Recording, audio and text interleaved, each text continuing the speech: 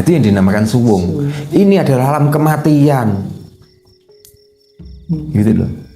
Jadi kalau begitu kematian ya begitu itu, nggak ada apa-apa, nggak ada siapa-siapa. Yang ada hanya kita. Nggak enak. Makanya seenak-enaknya manusia itu dikala di sekeliling kita ada orang baik, dikala di sekeliling itu ada orang jelek, supaya kita selalu berpikir, supaya kita tahu makna dari hidup dan apa sebenarnya hidup. Gitu loh. Nah kalau ditanya lakunya pasti ada. Ya lakunya ya budi itu, perbuatan baik itu. Nah supaya kamu tahu tentang kebaikanmu, ya menyendirilah di tempat-tempat yang sepi, atau orang lain semuanya udah tidur, kamu tuh melek sendiri, bertafakur, zikir. Nah coba saya tanyakan, di saat kamu zikir itu yang kamu bacakan zikiran itu siapa coba? Kalau bukan diri kamu sendiri, apakah kamu itu bicara dengan Allah? Kira-kira? Warung Ngaji Roso, menyeduh makna, merasai jiwa. Cara ibadahnya, saya tadi kan sudah ngomong budi adalah iman. Iman itu adalah perilaku. Ya. Nah, percaya becik ke titik Allah ketoro, dalam arti dikala kita tuh melakukan kebaikan, nanti karmanya juga karma baik. Dikala kita tuh melakukan karma buruk, dharma buruk, nanti hasilnya juga buruk. Maka cara ibadahnya gimana? Karena ngabdi ya, ngabdi ke kebaikan, ke budi itu. Itu. Jadi nggak perlu pakai simbol yang menyembah seperti ini, yang sedekap, nggak perlu seperti itu. Kita takbir itu sebenarnya kan ketegaan hidup atau perilaku itu. Nah bisanya tegak bagaimana? Kita harus tenang, maka bersedekaplah. Tenang, kita berangan-angan. Itu di saat kita ruko itu menandakan bahwa kita tuh pada siapapun kita tuh harus hormat. Dan setelah hormat, akhirnya kita dari bumi dan akan kembali ke bumi, maka kita sujudlah ke bumi. Gitu. Setelah kita sujud ke bumi, kita jangan sampai lupa bahwa yang dimaksud la ilaha illallah Muhammad Rasulullah adalah kesucian bumi dan kita itu. Cara kita menyembah, cara kita mempunyai keimanan, cara kita mempunyai keyakinan. Cuman orang-orang yang melakukan itu sama sekali tidak pernah tersentuh hatinya. Seolah-olah kalau sudah begini itu sudah baik. Nanti keluar dari situ ngomel-ngomel lagi. Ya, punya lahan yang sebenarnya miliknya cuma 3 meter atau 4 meter, kurang lebar lahan tetangga dikerui. Nah apa artinya waktu itu? Dia suruh berhormat pada bumi, tapi nyatane dengan bumi sio-sio. Ya. Ini itu yang tidak benar. Jadi kita itu sudah melakukan yang dianggap baik, tapi budi kita atau perilaku kita itu kadang-kadang kurang baik.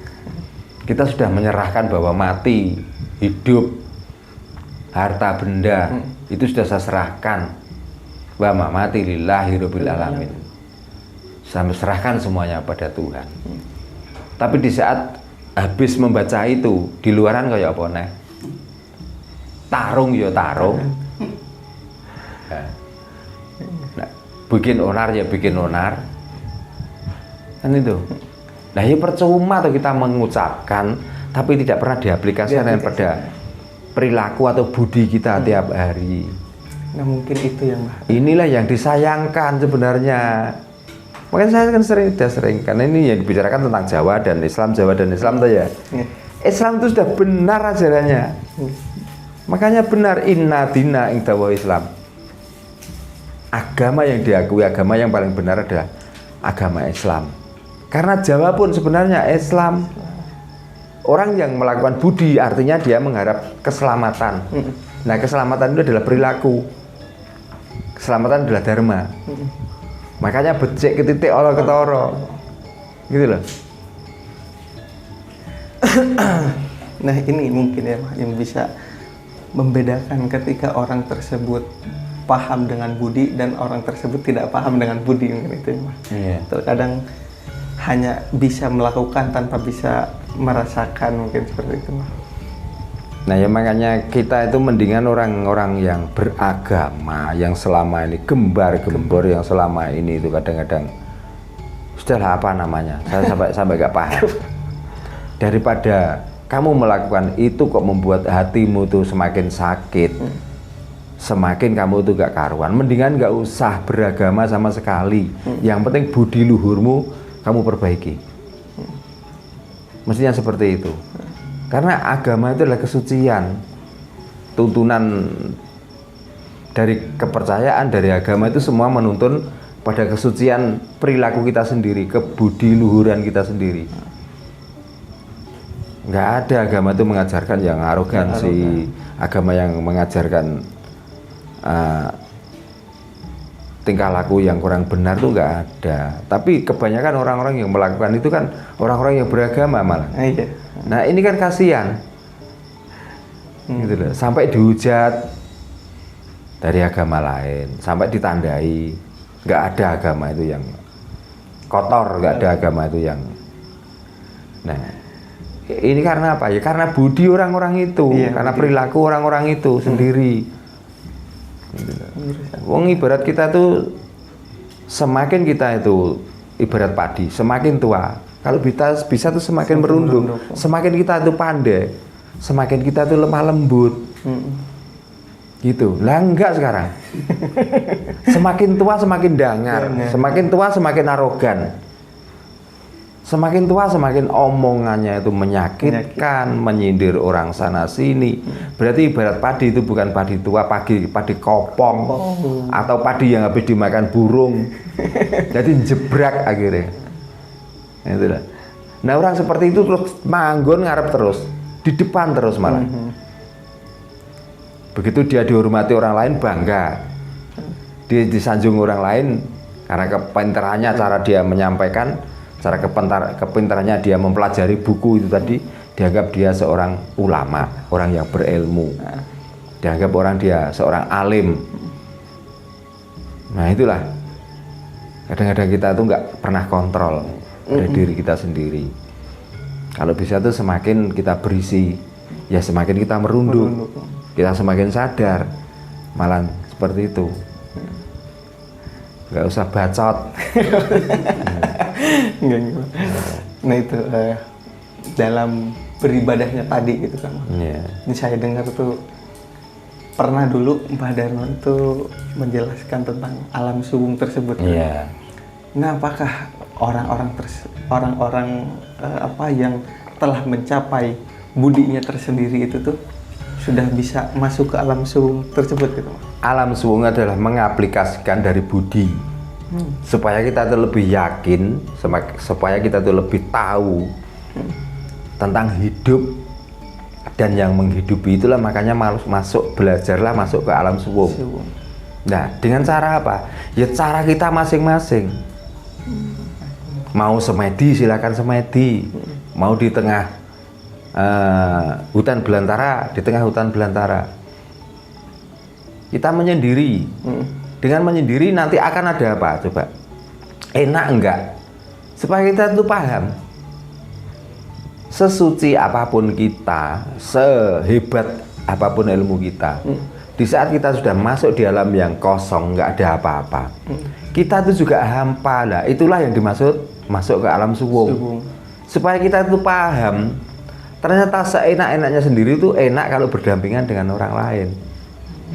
Nah setelah begitu gimana? Ya memperbaikilah hubungan dengan orang lain itu, supaya kita tuh suwung. Suwung itu artinya kita itu apa? Wong kita pandai itu karena ada orang lain.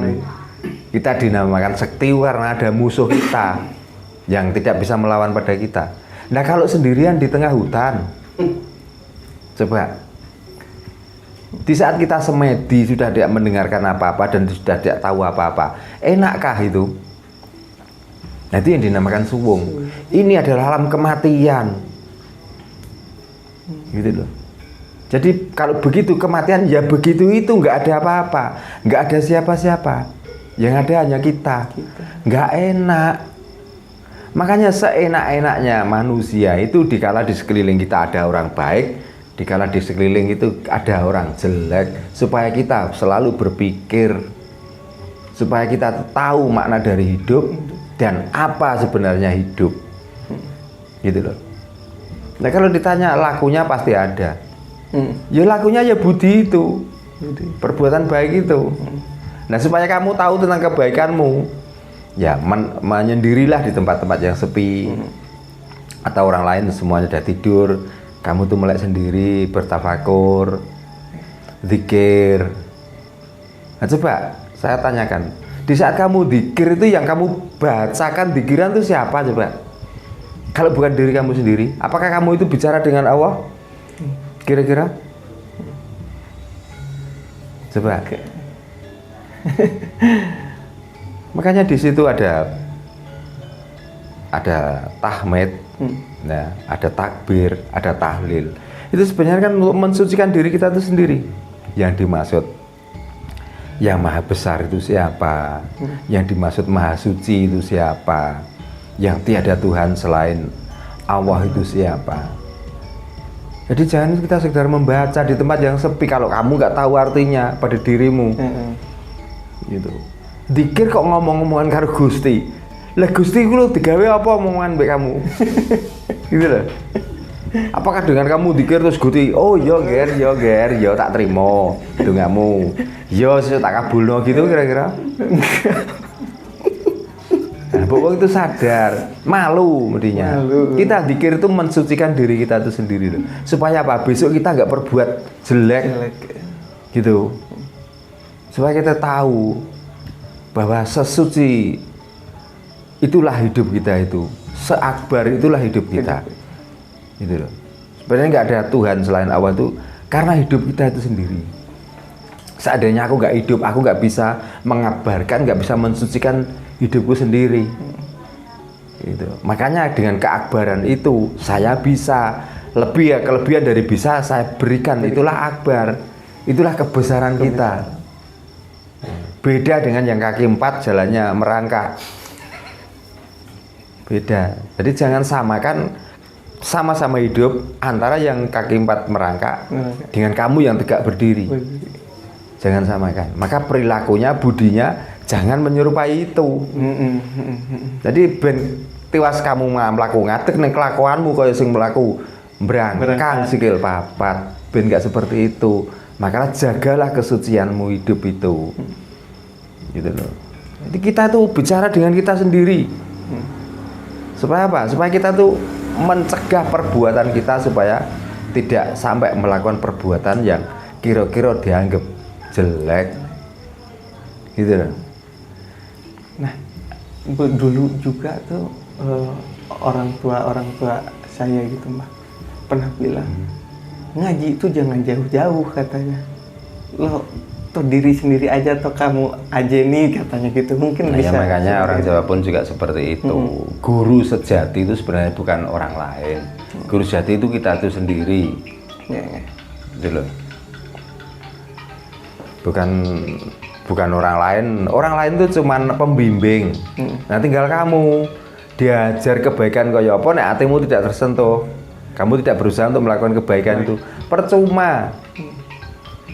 Gitu loh. Jadi orang lain bisa menyampaikan. Contohnya saya sudah menyampaikan kebenaran itu ke kamu, tapi kamu itu nggak bisa melaksanakan. Ya percuma tuh harus berguru. Iya. Tapi kalau kamu ditanya berguru kemana? Ke Badarno.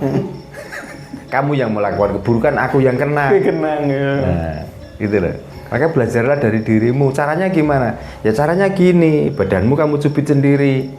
Kalau ini sakit, saya tidak akan mencubit orang lain. Supaya kita tuh selamat.